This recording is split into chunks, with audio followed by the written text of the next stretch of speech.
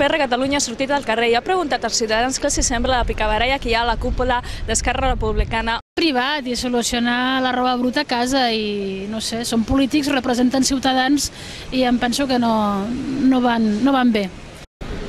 Pues me parece muy mal porque estos se tendrían que poner de acuerdo antes de pelearse. Yo soy maño, o sea, sí, lo que más agradezco es que lo tengáis vosotros aquí en Cataluña, porque ese es, además, Carod Pérez, porque un señor que renuncia al apellido de su padre no, ja és lo más bajo que se puede caer. Aclarir entre ells que és bastant vergonyós i potser que replantegin a veure què volen per Catalunya. Paso de política.